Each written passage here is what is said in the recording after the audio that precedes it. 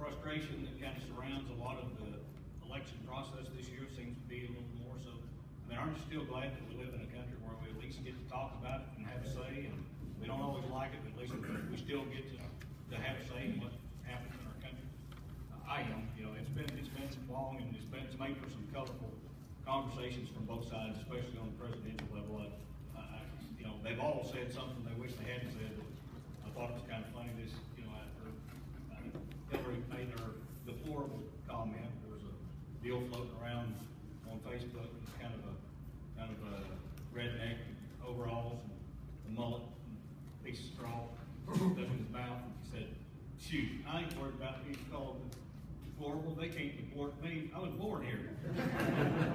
So, yeah, there's always a kind of a humorous trend to this, and all the unsettled things that are going on. If we don't let it get to us, and we try to keep our head up and know that, you know, this country's been through a lot of things, and the God of this country's been through a lot of things, and He's not worried about who the next president is. He's going to get through it anyway. So we get the privilege of being involved in the process, and we have to live with some fallout, so we need to participate. And just like these guys said, if you believe in 777, you need to realize Ethan is right. There's money being spent. There's people out there that don't. They're going to believe what they see on TV unless someone they know and respect says something to the contrary. So it's kind of up to us to do our part in that. So anyway, to something that's maybe not even quite it, I wish the title and the reason for our meeting here wasn't, you know, when we got the deal, you know, dealing with low prices. You know, I wish we was trying to figure out how to best deal with high prices, but we're not. We're actually, I think, we're going through some uncharted waters. We've had low prices like this before, but when's the last time we had this low prices and this high of inputs? You know, it's not the same animal as the last time we had low prices. When's the last time we looked at basis like we have in our grains and our cattle all at the same time? Out of control basis. Not exactly the same animal we've been through before. So we're all kind of in uncharted waters together. I don't even pretend to come tonight, and I hope you didn't come here expecting to hear somebody say something that was going to fix everything. It's not the objective. The objective is to do the best job we can navigating through what we're going through. You know, hopefully it ends up at a profit. If it's a loss, hopefully we minimize our loss. You know, so the goal tonight is to, how do we adjust what we've been doing to the fact that we have out of control basis, we have very low price, we have very high inputs, and we really don't have a very clear picture of when that's going to change. And so what are we going to do about it? I mean, you know, I remember when people first started planting canola around here back, you know, and I remember hearing the discussions, well, how do you recalibrate your drill? How deep do you set it? How do you know you're putting out the right amount of pounds? Do you go, you know, just leave them on 7.5 inch centers, or do you stop up every other hole? And you know, and so what we were doing is we were taking a tool that we had been using, a drill, and we were using it for a different purpose, to plant canola. And you have to recalibrate things when you use the same tool for a different purpose. We've all forever been doing things to kind of manage risk. We've been doing things to make as much money as we can on our operations. So we're using the same tools, but we're going to have to recalibrate. We're going to have to do things a little different. So my goal tonight is to just kind of toss out some things you might want to consider. And most of them you've heard, but we're going to try to cover them all at one time and kind of in a specific sequence, so that maybe it ties together. And we're not the only ones talking about it. I don't know if you got your Southwest Farm Press this morning, but you know, the main article in Southwest Farm Press is how many fewer acres a week there's going to be planted in the U.S. About 4.5 billion less acres. 4.5 million less acres of wheat this year. And it also is talking about how people are trying to cut costs.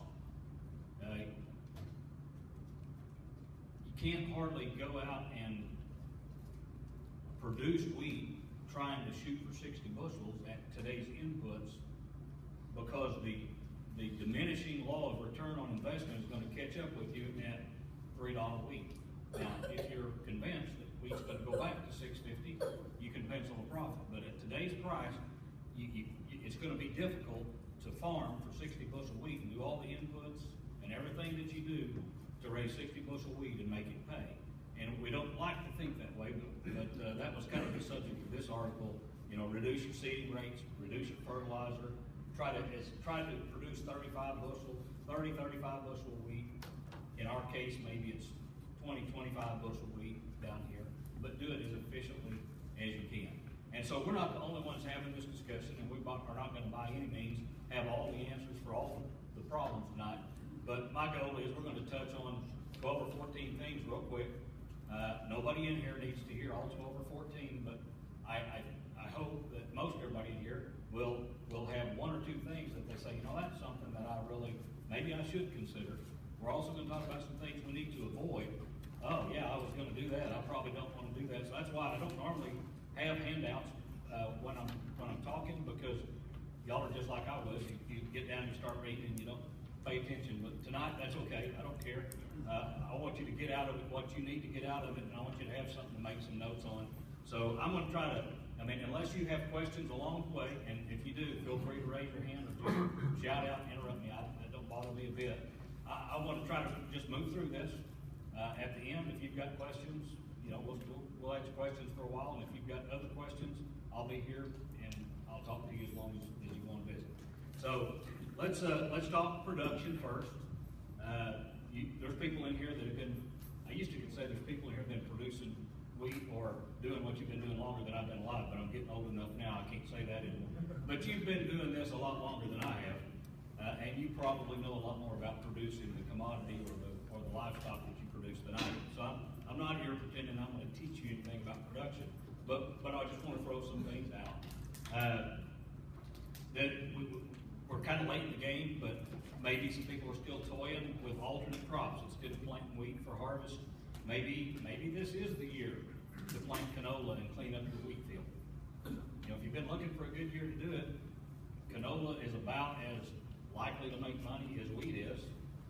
But if you were guessing, if one of those two crops, wheat or canola, was going to be worth more at harvest, which one would it probably be? It would be worth more than it is today. Probably canola with the world wheat supply where it is.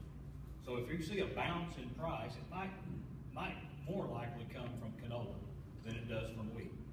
So wheat and canola instead of wheat would be an option.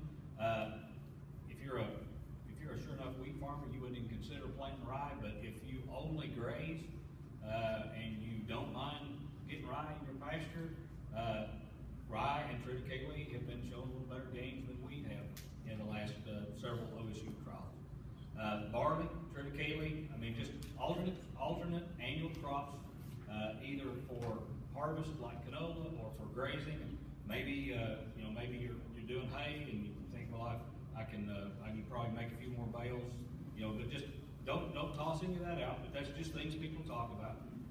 Graze, if you've never grazed your wheat before you harvested it, maybe this is the year to graze for wheat until March, and if you can get enough on the game, or if you can buy enough cattle, maybe you graze it out. And Kim Anderson said he expects way more graze out acres this year. Maybe that's our option, or baling. Silage. On silage, if you're wanting to sell it to somebody, in most areas there's somebody feeding silage, but it don't take them long to get all they need.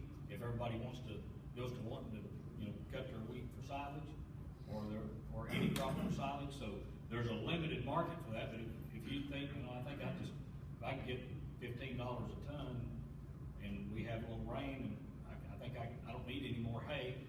I don't want to go buy any cattle. Nobody will pay me enough on gain. I don't think I can make money with wheat harvesting. Well, maybe check with somebody who likes feed silage and see if they can contract it. But you'd want to do that out ahead. Cover crops has become a really big deal, like for a lot of different reasons. How many of you are aware that last year they made some major changes in the cover crop rules? Couple. Okay, here's just basically, and I'm not going to tell you this is every change, but in the past, if you planted a crop just for a cover crop, and you let it grow, and you got some rain, and it actually turned into, your cover crop, instead of just protecting your soil, it actually turned into a pretty good stand. and you decided that you wasn't gonna kill it real early, but you were still wanting to go to a summer crop. Maybe you was gonna go to cotton for the summer, and you wanted to insure the cotton. Well, what happened to the insurability of that cotton crop if you let that wheat go to head before you baled it? No, you cannot insure cotton if the wheat goes to head. It's considered a first crop when it makes a head, unless it's certified as a cover crop. Then that doesn't apply anymore. So if you plant a cover crop, and if you graze it or bale it, as long as you destroy that crop, and it's county by county, but most counties in our area are 15 days, you destroy that wheat or that cover crop 15 days before you plant the summer crop is still insurable.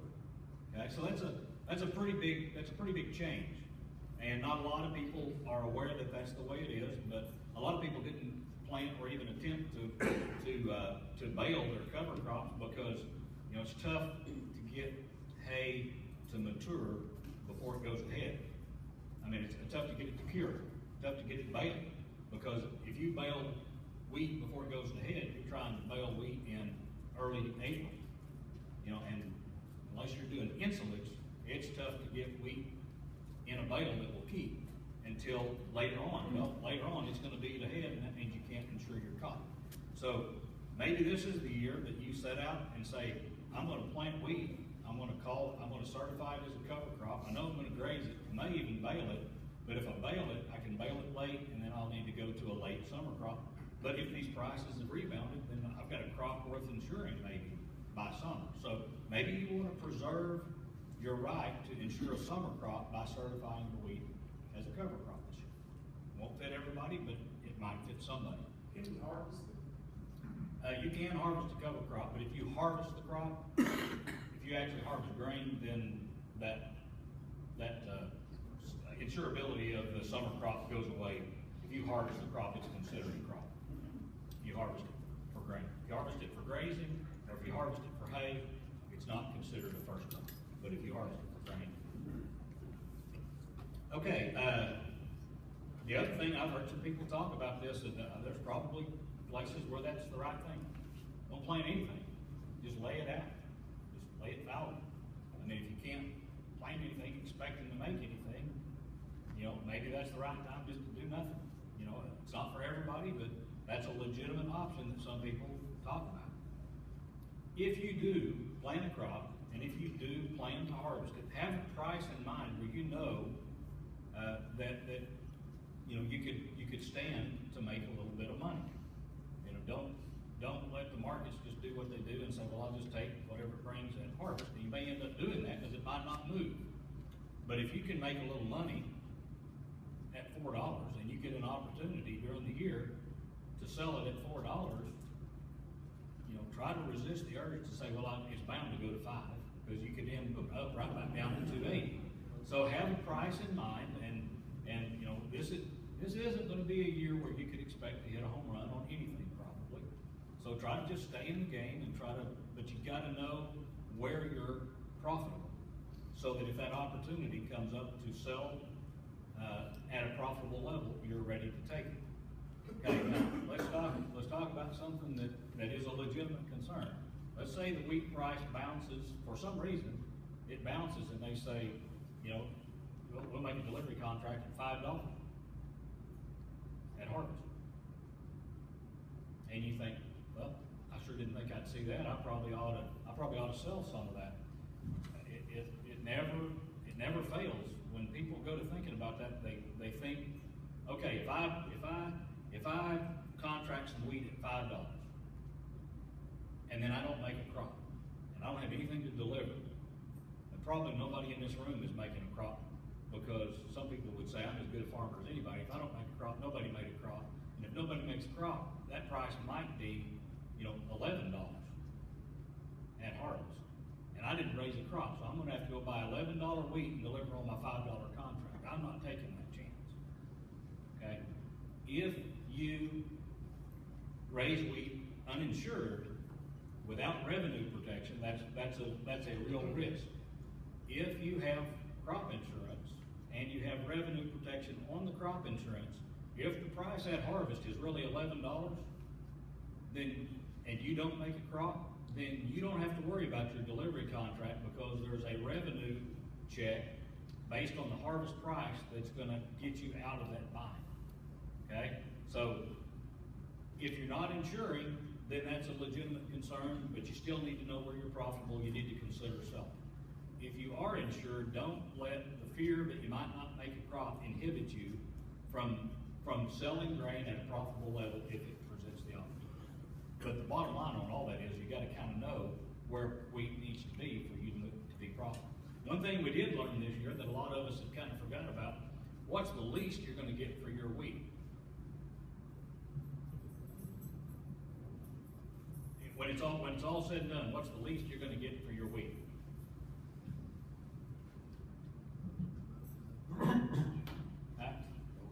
Loan rate. How many of you picked up an LDP payment this year? You know, we didn't hear, some of us didn't hear about it before we'd already sold wheat, and maybe some sold a little under the loan rate, but the bottom line is the LDP keeps track of the local price, and if that goes below the loan rate, then if you've got your wheat still and you sell it at 280 and the loan rate's 314, you're going to get an LDP payment to bring you back to 314. So we know we can't go below 314 and get hurt too bad. So where are we profitable? And we don't have to worry. We're so low right now. We don't have to worry too much about prices going backwards. But we do need to be ready to capture prices if they move up. So everybody's got a different dollars per bushel that you got to have to break even. And you don't have to try to get exact, but have a close figure. Have something in mind that says if I get a chance to sell 440 wheat, I'm going to sell 5,000 bushels for delivery. If I get a chance. David, that LDP is not actually a differential between the loan rate and daily price now. It's a 5-day average. It's a little squirrely. Right. Yeah. Yeah. I think the way that's designed is if the market was to drop, let's say it dropped to 250 and stayed there. If you don't sell your wheat for 5 days, then it should get to 250. It will, if the market gets somewhere and stays, it will get there eventually, but it won't get there in 1 day. It's a 5-day average, but it's some kind of Olympic average relating to Fort Worth to Amarillo deal. It's real odd acting deal.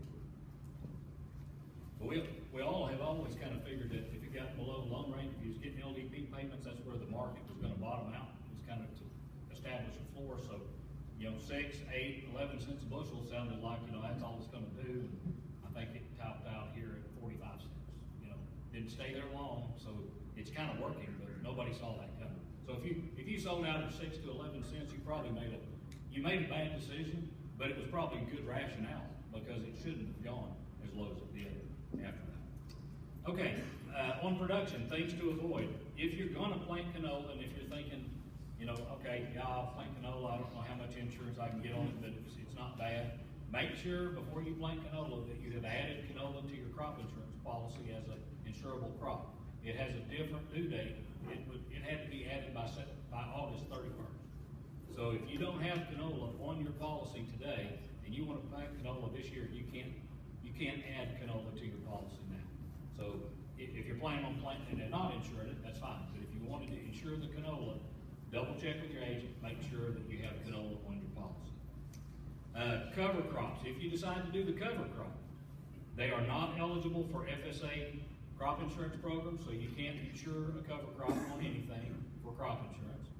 You can't receive a NAP payment if you certify for as cover crops if there is a NAP payment, which, you know, it doesn't look like there's going to be, but you never know, it can get dry in a hurry.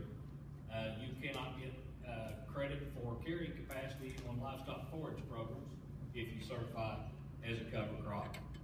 And if you have generic base acres and you plant wheat, but you certify it as a cover crop, and you don't plant a summer crop, then you will not be eligible for commodity programs because you have to plant one of the approved crops on those generic base acres for them to qualify for that crops commodity program for that year.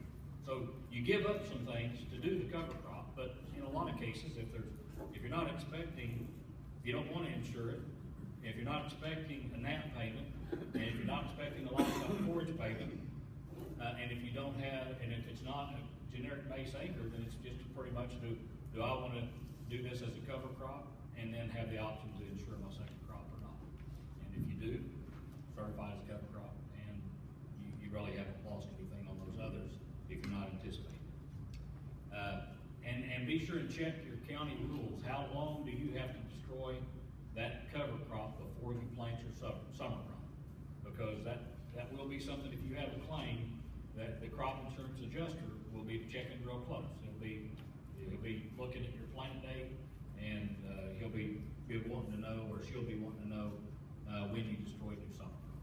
Okay, so that's by no means all the production considerations, but those are some things, especially when we get to the cover crop, when we get to the being ready to sell wheat at a profitable level, or cattle for that matter, and then making sure you have canola on your policy if you want to insure it, realizing giving up some things if you do cover crop, and be sure you get it destroyed in plenty of time for the second crop if you want.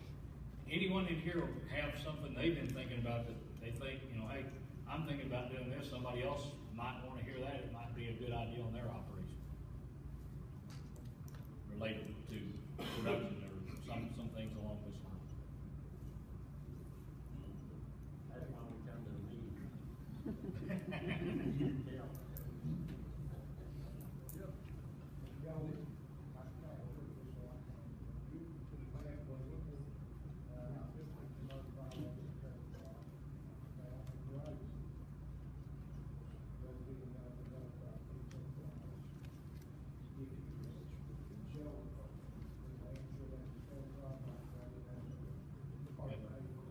Right.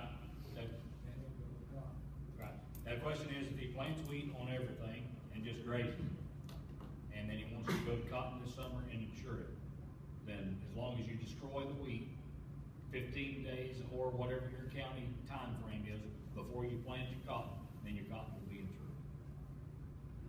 And you could graze it, you could bale it, you could get good moisture, and you could keep it grazed off. And in that case, if people are worried about, the cost of crop insurance, well, you can't insure a cover crop. So you don't have any insurance cost in that scenario for your fall crop.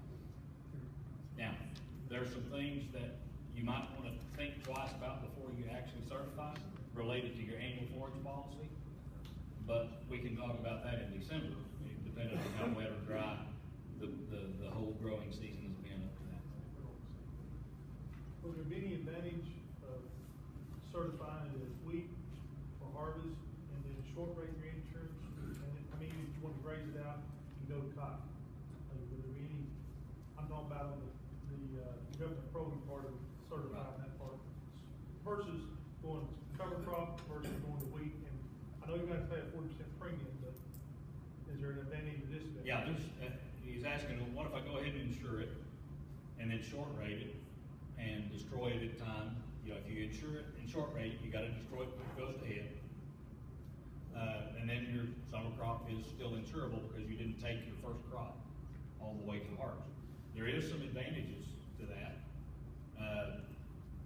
If you got that wheat planted and for some reason wheat did go up and you decided to harvest it, you would have an insured crop instead of an uninsured crop to go to harvest with.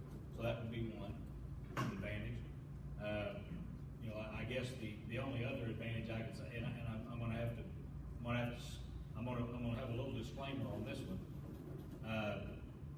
You could, I think, get an early appraisal, and if you had a good appraisal on the wheat, you could take that appraisal.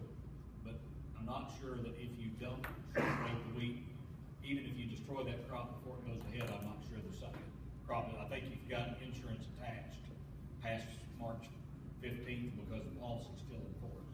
You just took an appraisal as final. Yeah, I think it has to do with intended use on the 578. If it's certified as intended for grain, then that crop will not be insurable. But it may be, the way I understand it, if it's on generic acres, it could be eligible for PLC. Yeah, yeah, I mean- Next year that may exceed. That would be the other thing, if it's cotton acres and you planted it to wheat, then it would be eligible for the PLC payment. And then I'm just gonna put a disclaimer on the insurability of the cotton. I'd rather ask an adjuster that question, because I know you can, you can short rate wheat that you certified for grain only. You can short rate wheat and still insure it, but I don't think you can leave the policy enforced with an appraisal and then insure the second crop. I think that's the distinction, but. Yeah, if you're insured, you'd have to pull off about 15, right? Okay, so, anybody else? On the cover crops, there's gonna be a question for a guy to my left. What bank, for a balance sheet, at least on the insurance, you could at least have a guarantee. You're getting ahead of me by one or two slides, but yeah, we're gonna get under some things to avoid here in just a second. You wanna talk to your banker. That's one of those things, when we get into uncharted waters and we start doing things we've never done before, some of it can come back and bite us if we're not careful. So we're gonna talk about that, not under the FSA program, but under the next one. Second item that I wanted to visit about was I don't work at the FSA office. I don't know everything that people at the FSA office should know. I don't even claim to be thoroughly accurate on everything I'm fixing to tell you, but it's some things that if I didn't know, I would want to know as I'm trying to figure out how to go through this next crop year. There are still some lingering payments out there for loan deficiency. There's been some rule changes. I don't know, Roger, if it's county by county or if it's statewide. I understand this 2 days ago, they added baled wheat. Right.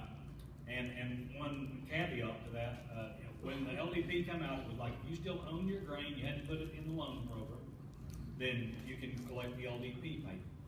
If you grazed out your wheat, you can collect an LDP payment when you're grazed out wheat. So if you grazed out some wheat and you didn't collect an LDP payment, you might want to go visit your FSA office. But if you baled it, you couldn't collect it. Well, now, even if you baled your wheat, you can collect an LDP payment, but there's a couple of stipulations there.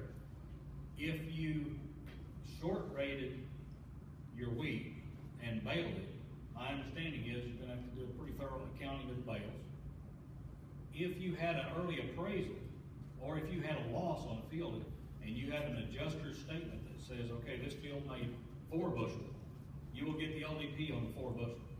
Or if you had an early appraisal and you were going to graze out your wheat or bale it, and you got an early appraisal and it's 50 bushel, you'll get paid on the 50 bushel on that, whatever that appraised bushel count is on a loss settlement sheet is eligible for the LDP. So that creates a lot of work for us in our office, because for the past 3 days we've been doing nothing but printing off adjusters' settlement sheets and faxing them to the FSA office so that they can get LDP payments on those claims settled farms. But of course, we don't mind doing it. That's part of our job. So be aware that if you have not even gone into your county office and talked about loan deficiency payments, you may have some loan deficiency payments that are due, and there'll be, I guess, some limit when you can do that. You asked the question to them about whether insurance was dropped before January 15th. If that land then is eligible. Before January 15th? Oh, before acre certification date? I would think. I did something like that. You're talking about- Thinking that there would be no LDP eligibility, but now I'm wondering if there is. So. Yeah, I don't think it matters on LDP if you had the crop insured at all. I mean, if you harvested the Because crop. he got no appraisal, Right. he was certified as wheat for grain and eligible for insurance, but then the wheat looked good and I had to pull a cheat and all. I dropped all the insurance and bailed it. I would check. I mean, never hurts to ask. That's the saying, I guess.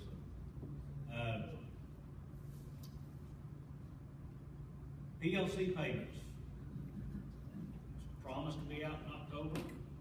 I've kind of been talking with the guys in Stillwater, and they said, well, might write the checks or calculate them in October, but it might be November before they come out. I don't know. October, November is kind of the time frame.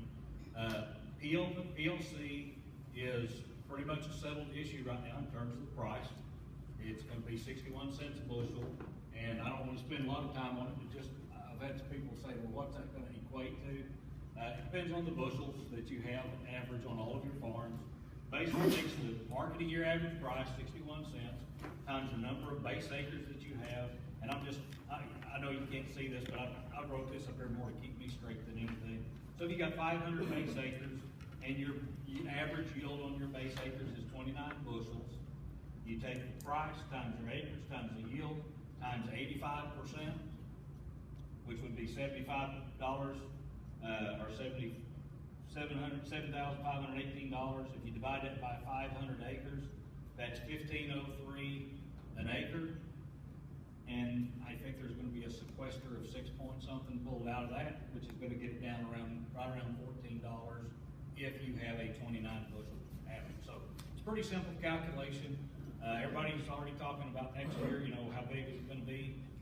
We don't know. I mean, if wheat goes up and we get to sell wheat that we've got still in storage at a higher price, it'll be less of a payment next year than it is now. But it's shaping up to be much better in terms of how much it could help out. The ARC is a little different animal, and the ARC, there is no information out yet, other than there is a formula that you use, and you can make some estimations, and I'm gonna make an estimation, and it comes with zero guarantee.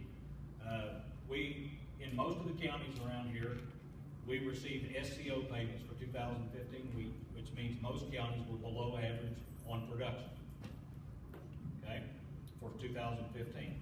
We're looking at a 61 cent loss on PLC, which means the price is also below expectations.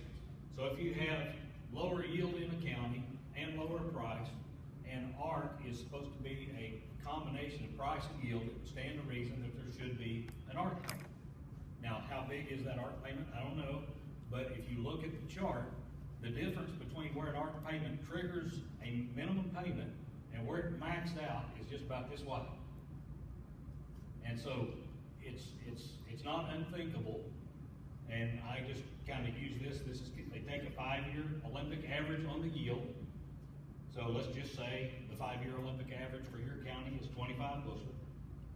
There is a reference price of 604, which is again a 5-year kind of Olympic average of the market year average price.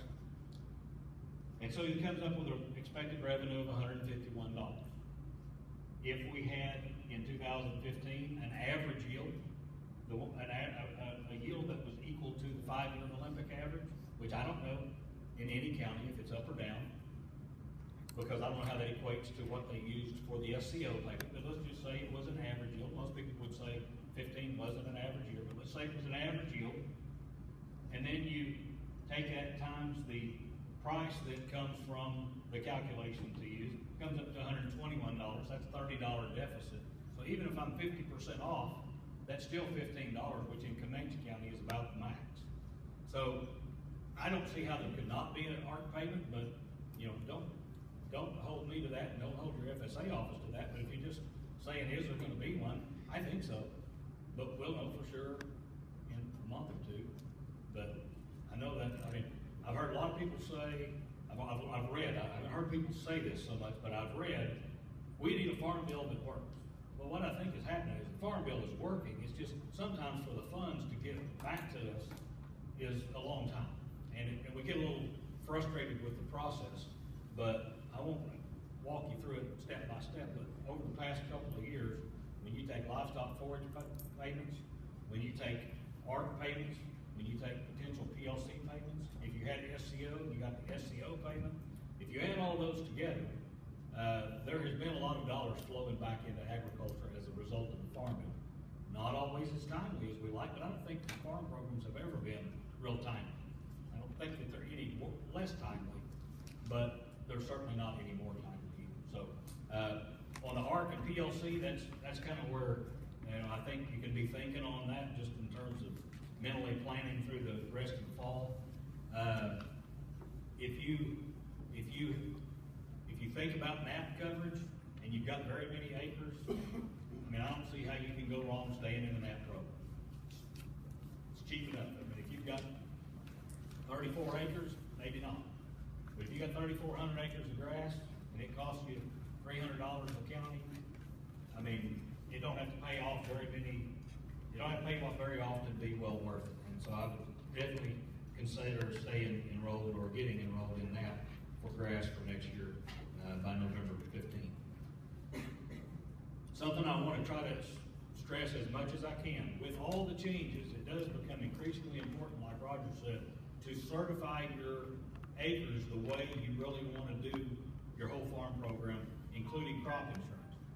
And the people at the FSA office have got so much on their plate. They got so many things going on. They really they cannot keep up with what's happening in crop insurance too.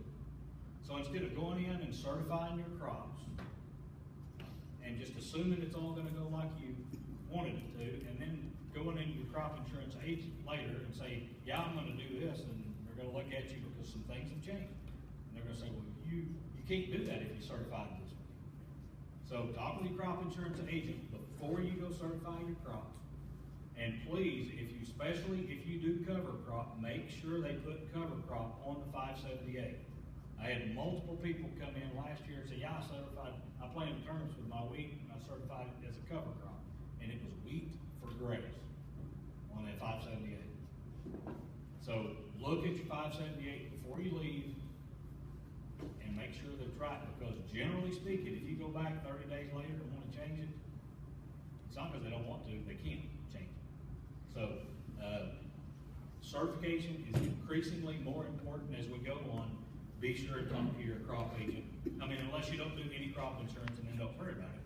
But if you do any kind of crop insurance, and don't call them when you're sitting in the FSA office. Like, I'm at the FSA office, and I didn't know what to tell this lady. You know, call before you go to the FSA office. Things to avoid. Of all years, to get out of compliance with like a stewardship program and not get your payment, this is the year that you don't want to do that. Spend whatever time it takes to make sure you're in full compliance with all the programs that you expect to supplement your revenue through these slim times. None of us like needing to know that we're going to get everything that's available, but there are times we just need it, and this is one of those times. So stay on top of that. Don't count on livestock forage payment. I mean, we've had some dry spells, but we're nowhere near the D3, D4 stage drought. So, you got to get there and stay there a while before it ever triggers any loss in their livestock forage. So, I don't think we need to be for sure thinking that's going to add any revenue. And we just got through doing this. It's actually, I forgot to correct that. It is August 1. You made a one-time irrevocable election on every farm you've got to either go into the ARC program or the PLC program, but you still must certify every year. And so as that August 1 date rolls around, don't forget to certify, because if the PLC next year is $1.50 to $2 a bushel, or $1.25 to $1.75, like a lot of people are estimating, it'd be really bad to not get that because you didn't get into the FSA office by August 1 and certify your acres. So I know for all of us, it's always tough to stop what you're doing and go do something, but that's something you don't want to miss. Okay, now to your other point, Ethan. Crop insurance, things to consider. Look for ways to lower the cost, but keep the benefits as high as possible. Just some ideas. Enterprise units instead of optional units. Maybe normally that's not a good idea because your farms are scattered out, but when you can potentially cut your premium from $17 or from $14 an acre down to $6 an acre, maybe in a year like this, it makes sense, because crop insurance when prices are low is a whole lot better catastrophic plan than it is a shallow loss plan anyway. And so if you're trying to insure the maximum dollars of revenue, you can insure more dollars of revenue with enterprise unit by far than you can optional units. And there's a lot of times when optional units in most situations make a lot more sense because of soil side because of distance apart from one another. But I would challenge you to look at it really close this year, because even though it might normally make more sense for you to do optional units, this may be the year that enterprise makes more sense. You could go right back to optional units next year if prices rebound. Things to avoid: don't cancel your MPCI policy without talking to your lender. For many people, the insured value of your crop is the greatest piece of collateral that the lender has to offer you operating money.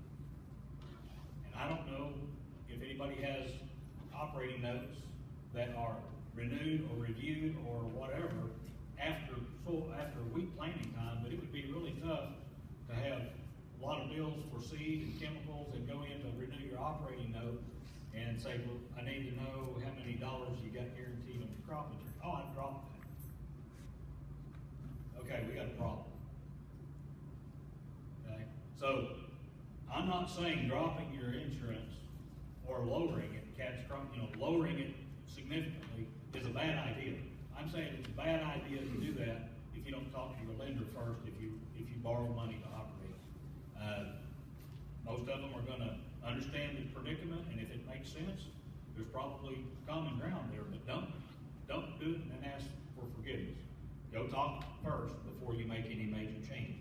And you don't have long to do that. You've only got until September 30th to make any change. So that, and everybody's wondering, why are we having these meetings when everybody's trying to plant wheat? I'm sorry, but so many things of what we're going to talk about here in a minute have to be done by the 30th of September. There was no sense having this meeting in October. So we said, hey, we need to be talking about some things, so when can we do it? So that's why we're out here. This is just kind of an idea, and this is just one example, and it's not going to fit everybody, but the pattern kind of fits. This is enterprise units. It's not optional units, but it's just showing where the value is in crop insurance. The SCO. How many of you got SCO added to your policies? Quite a few. Last year's crop, most people got from $15 to $25 an acre for that SCO. It was a great deal. Wheat was $5.20 on the insurance policy, and we had a below average yield in most counties, and it was a great tool.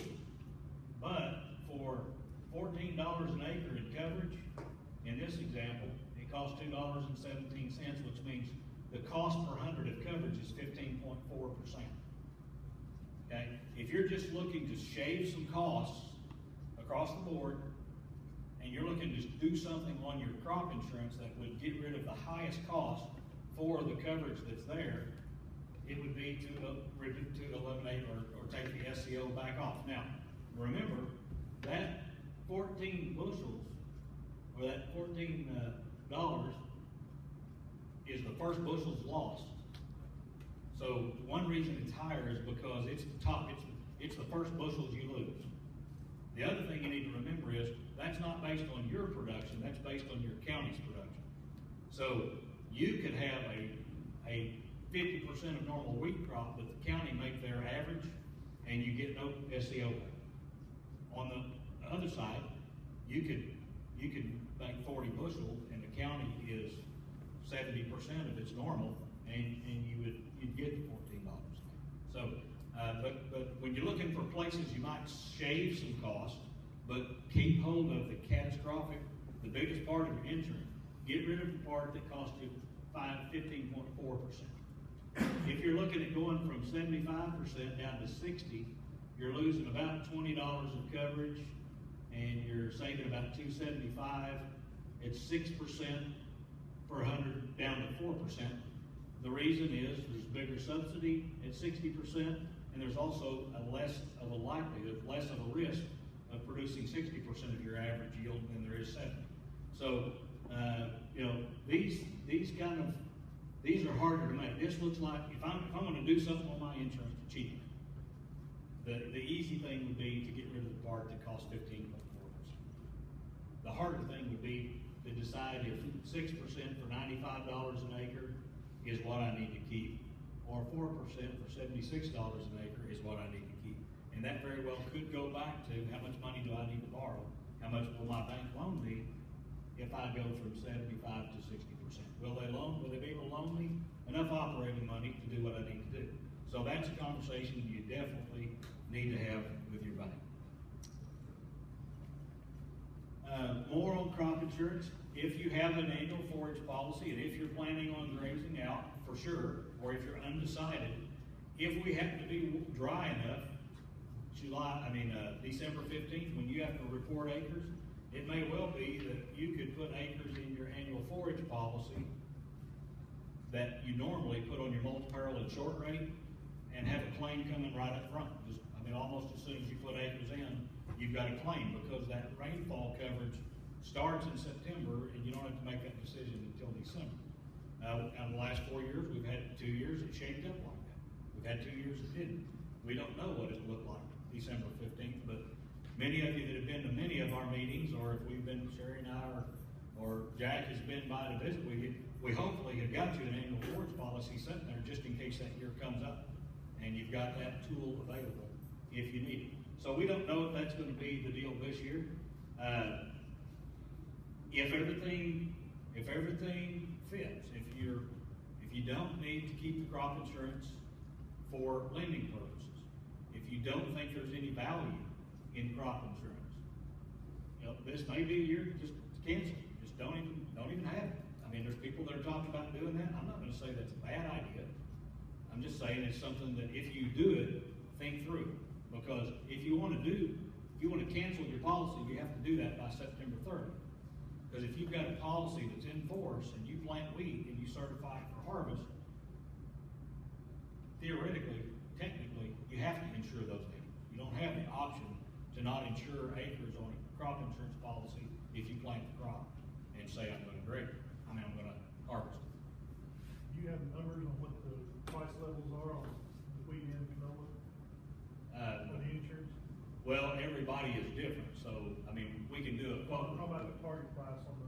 Okay, target price, what was it, $132 an acre in Caddo County for canola at 75% on a TU. Price per bushel, Oh, 1.166 cents. 16.6 cents a pound. Yeah. And it's 50 pound, 60 pound. So it's $8.40. About eight bucks a load. on canola, what's the wheat price per bushel? 459. Got settled today. This was the final day of the discovery price for wheat. It was $4.59 yesterday. I think it's what it was. It's settled at $4.59. Now, I hate to even bring that up now. You realize at this point, I'm sure, and that basis is not covered under a multi-peril crop insurance. The reason $4.69 is the insured price is because there is no basis represented there. If you raised wheat and harvested it this year, and you made your guaranteed bushels, and you sold wheat at $3, you didn't get the difference in $5.20 and $3. You got the difference in $5.20 and what the harvest price was. And there was no consideration for basis. And the basis is what killed us on price. It's doing the same thing for corn and the milo guys and the soybean guys right now.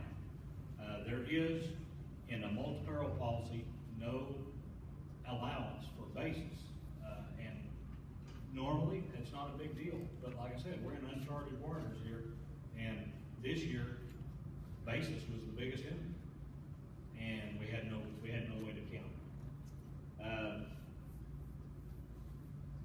CAT policies, catastrophic coverage, it's cheap and you get what you pay for. It's 50% of your yield and 50% of the price. The price is $4.60, so you'd be getting $2.30 on 50% of your average. It's hard to collect on the CAT policy. It's impossible to collect much on a CAT policy. But if you're just trying to trim costs and keep all your acres insured for FSA programs, if you're going to drop your multi-peril at a buy-up level, it probably does make sense to keep a CAT policy, except for one thing we'll talk about here in just a second. Defer to summer crops, again, just back to production, just do the cover crop and wait for a summer crop or lay it fallow, see if there's a better opportunity to make money on the summer crop, see if the price is balanced by then. Make sure you do any changes to your wheat policy by September 30th. So if you want to reduce your coverage, if you wanna remove an option that you've got on there like SCO, if you wanna go to enterprise units instead of optional units, if you wanna go from 75% coverage to 60% coverage, if you wanna do any of that stuff, you gotta have it done by September 30th, or if you want to cancel. Things to avoid, don't, do it without talking to your lender. Don't underestimate the value of, I'm not talking about cat, I'm talking about, you know, and I hear it every day, and I agree with it in a lot of ways, but I can't help but say, okay, worst case scenario, I've canceled my multi-peril. I was gonna raise a crop, I was trying to do it as cheap as I can. I actually had some money made, but something happened, and we got a late freeze. Well, we probably still got some hay, get early heat, you know, we drought out. If we got nothing, that $3 to $6 an acre right here, that will sound really cheap if we lose a crop. So don't, because we're trying to economize, okay, maybe dropping coverage completely, maybe lowering coverage makes sense. Just keep it in perspective, because we could have $130 at risk in our wheat and get nothing. And at that point, even though crop insurance isn't giving us as big a guarantee as it has been, it would sure be a whole lot better than nothing if that were to happen. And we all know that that's a possibility. So just keep it in perspective. Cat's cheap, get what you pay for. We're talking about a lot of different things. Don't double insure your acres. You know, don't get them on an annual forage policy and a multi-peril policy. Don't certify and cover crop and insure it on something. You know, just communicate with people and don't get doubled up, because doubling up doesn't end very well ever. Livestock. We hadn't talked much about that, but like the wheat, we know that cattle aren't bringing what they were. If we're raising cattle or if we're buying cattle, our hope is we get to sell them on a better market. But they're not showing us a whole lot of margin with the current prices. But if we can find a way to safely stay in the cattle business and lock out a loss, or a loss that's not manageable, and leave ourselves open for the upside, that's kind of the goal. If we're doing cattle, is let's don't lose our shirt, but let's stay in the game and let's hope for a better price, you know, somewhere between now and when the cattle are ready to market. So there's ways of covering your break even on purchased and raised cattle. You can use put options, and a real comparable product, you can use livestock risk protection. That's a crop insurance policy, very similar to a put option. It basically, what it does is it covers the downside risk and leaves the upside open. So you're putting a floor in your cattle and you're selling on the cash market. If the cash market goes below the floor you purchase, theoretically, if you have a floor of $1.20 and your cattle end up selling for $1, then you should expect, whether it's a put or this livestock risk, you should expect that it's going to pay you about $20. Won't be exact, but it should be approximately $20 a hundred. Because you bought a floor, it went below the floor, you sold on the cash market below the floor you purchased, and it brings you back to that level or close to it. The good thing is, if prices bounce and we end up at $1.45 when you sell cattle, you get to sell cattle at $1.45. So you get the upside potential, and you paid a price to protect against the downside risk. That's what happens on puts and on LRP. You can do hedges. It's really inexpensive up front, but there's some strings to that. You gotta have a commodity broker. You gotta keep money in that account. You gotta be ready to make margin calls if the market moves against your position. You know, there's good, it's really, you know, $50 a contract to buy it, $50 to sell it, or some, it may be higher than that now, but last time I talked to you, maybe it's still what it was. So it's cheap. You can leverage with a very little money, a lot of risk, but the margin calls, and the other thing is, if you lock in cattle for what you can sell them on the futures price today, how much margin, how much profit are you making? In some cases, you couldn't make any doing that. Some, it would be very little. Well, then if the market rebounds and you've hedged, not only do you have to worry about margin calls, you don't get the upside in the market. You basically settle for the price that you could get that day, and then you're not gonna see the upside potential there. You can do delivery contracts to a feed yard or, video auctions, many ways, private buyers. That's a good way to lock out the downside risk, but again, you've settled on a price. In addition to the price that you've settled on, you've also committed to having, it's cheap, doesn't cost anything, other than if you're happy with the price, that's the price you get. But the downside risk is there, but there's no upside potential again, and you gotta be a certain weight at a certain day. And if you're buying cattle now, wanting to sell them coming off wheat, I've been there. They're not always weighing what they're supposed to weigh when they're supposed to weigh it, and that can create some headaches in itself. But the bottom line is, if we're gonna be in the cattle business, we want to have some protection against losing more money than we can afford to lose, and we want to have the upside available for a market rebound. I don't see much else that's, and again, I don't pretend to be an expert at all, but when I look at the landscape, I don't see a whole lot other than, there's opportunities, there's wheat pasture out there. A lot of you've got wheat pasture. If you can buy it, you can get the money, you can buy the cattle, protect your investment, even if it don't look like there's a lot of margin in it today. If you've got some way to keep from losing money, maybe it will be by spring, and that may be the best potential for, something to go well and make profit off of wheat as anything. Ethan, was you say something? Was you scratch and fly? Okay. Back up right here. And you're gonna say this is because we sell insurance, and if you wanna think that, that's fine. You can ask any of the agents that work with me. I believe in the rainfall product more than anything out there because it's something that's identified. I think everybody should be buying rainfall insurance on every acre they've got. And I don't think that because of something I can't back up. I can take you to any county in Oklahoma, and I can start in any year you want to start, and I can go 3 to 5 years out, and I can show you 5-year histories and 20-year histories. I can show you 60-year histories, and they'll all look just like this. There's break even on the insurance. There's making money, more claims than premium. This is where you've got more premium than claims. So in this, from 1996 to 2015, there's 5 years that at the end of the year, when it's all said and done, you actually paid anything for your insurance. There's 15 years where you collected more money in claims than your premium cost.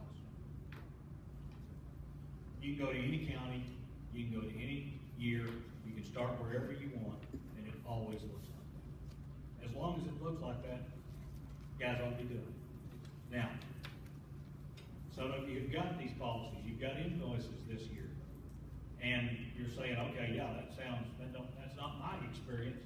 We never know if we're gonna be starting in one of those years that's in red. We don't know what the year is.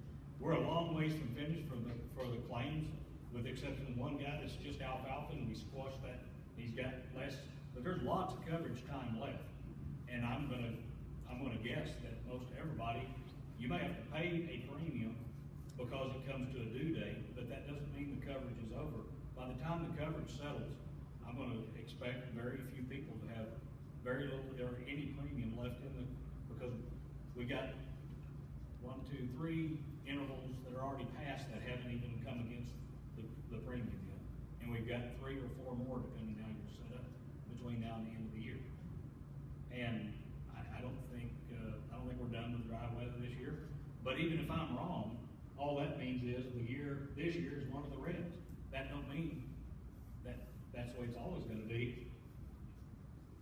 It's far, far more to your advantage to be in this program over time than it is to not be in it. But that particular year, yeah, it would have been better not to be in it. None of us know if that's the year we're getting. Nobody knows. And so in a year where we don't know where any revenue that we can call profit is going to come from, it's nice to have something that the odds are in your favor just from the pure numbers. If you're in a rainfall policy, the odds are, over time, you're gonna benefit far more than you pay in. And if we happen to have another 2011-like year in 2017, it would have been a bad year to say, well, I tried this and it didn't work, so I'm not gonna do it this year. In 2011, the rainfall policy on grass paid $108 in Comanche County. That would come in pretty handy in 2011. We never know when 11's coming. So if we're in it when that year gets here. If we're not in it, we're not in it when that year gets here. I'm not trying to sell it to you, I'm just explaining, that's the numbers. That's the main reason I went into the crop insurance business was because of the rainfall. It's so overwhelmingly advantageous to producers. It's something that I believe firmly in, even though there are years, you know, people have every right to question. But over time, it's accurate. David, that's not a product also that is highly subsidized?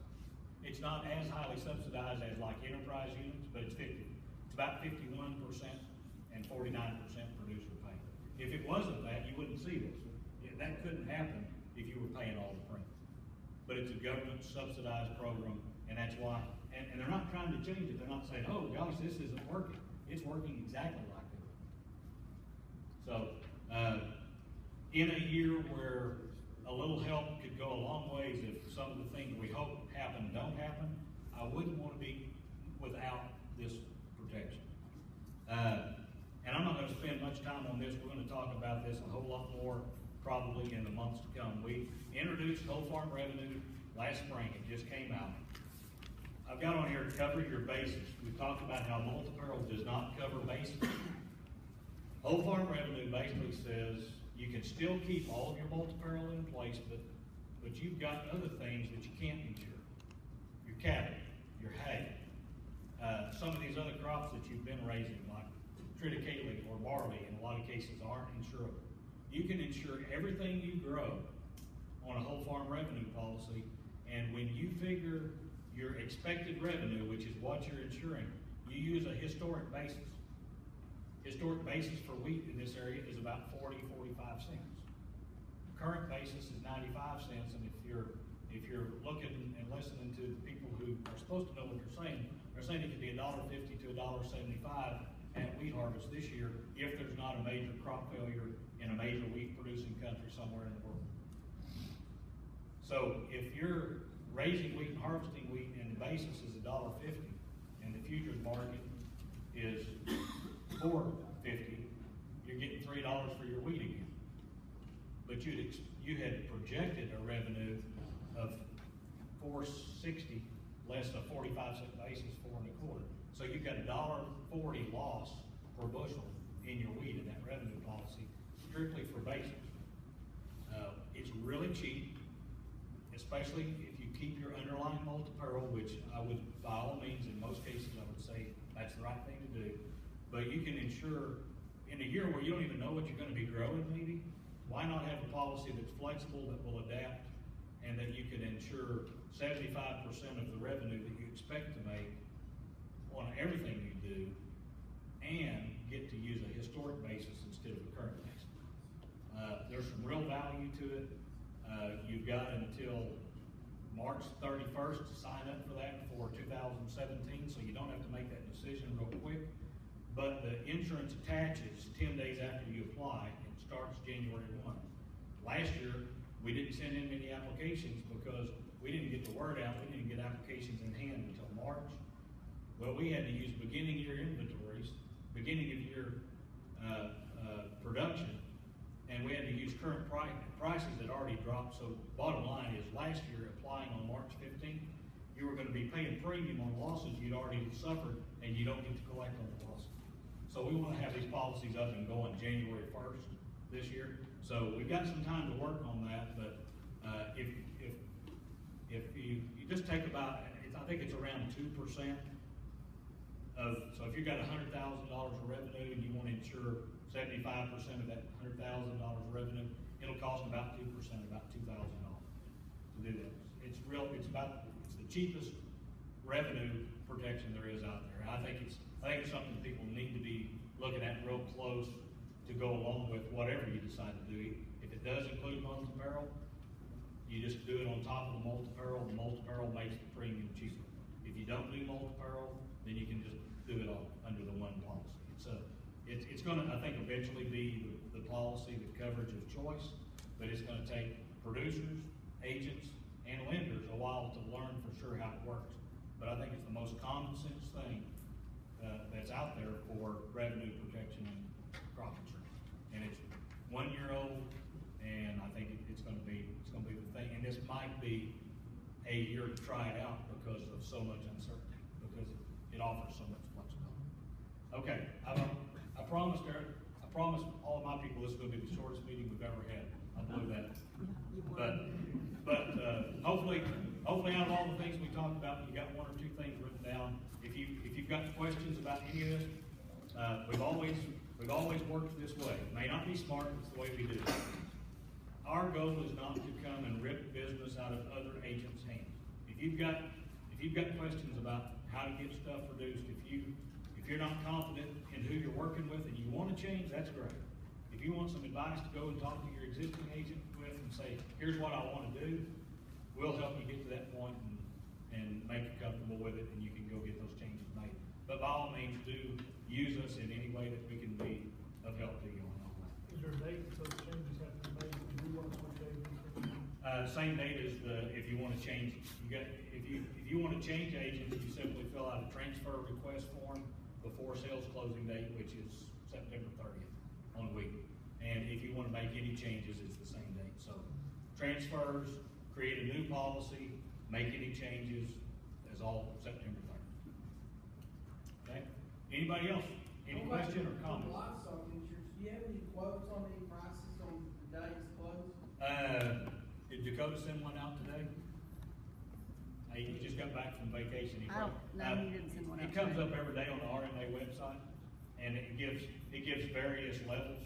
And if you want to, we can make sure Dakota, he's the guy in our office that he usually just puts that out every day for 8 weeks and for 6 weeks. It's going to be always going to be priced real similar to a put option. It's going to be about the same price, but there is some differences in it too. The crop insurance product, you don't have to have a broker, you don't have to have a trading account. You get prices at 4 o'clock every day, and you've got till 8 o'clock the next morning to do something with that price. So you got time to think about it, sharpen your pencil, and say, yeah, that's what I want to do. On the option, on a put option, you gotta have a broker, you gotta have a trading account, and you gotta put out an offer and say, I'd like to sell the put at this price. Then that broker goes and sees if anybody wants to buy it. And if he comes back and says, couldn't get it sold, then you gotta decide if you want to up your offer or what. So the insurance product is more for someone who doesn't really want to learn how to trade commodities. And if somebody's used to put options, knows how they work, and is comfortable with them, I would never say that livestock risk protection would be a better option. No. OSU did a study in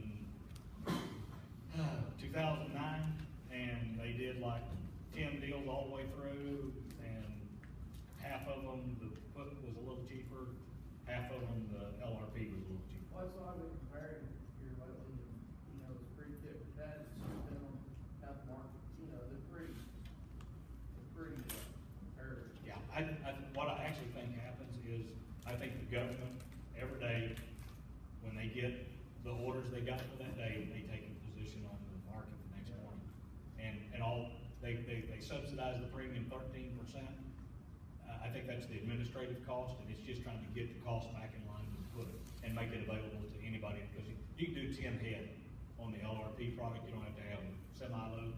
So it makes it available for producers of all sizes. You have like January contracts on the insurance, but you wind up hanging on your calves till February or March. Not a problem. The only problem you get into is if you sell them more than 30 days prior to your expiration date. So if you had a January 21st contract and you sell them December 10th, then technically the contract is void even if the price was below where you insured. Well, you just never report it, but you just. People do it all the time and get by with it, but it's subject So, I mean, you know, it's one of those deals, if you sold them early and you do that 100 times, you try to get away with it 99 and get caught one. I mean, but they don't want people speculating with it is the only reason they do that. They want you to own the cattle. They want you to really be trying to protect the price at a certain weight on a certain day. They try to keep it from becoming a speculative tool. Okay, thank you everybody for coming. I appreciate you making time to be here, and I did keep you longer than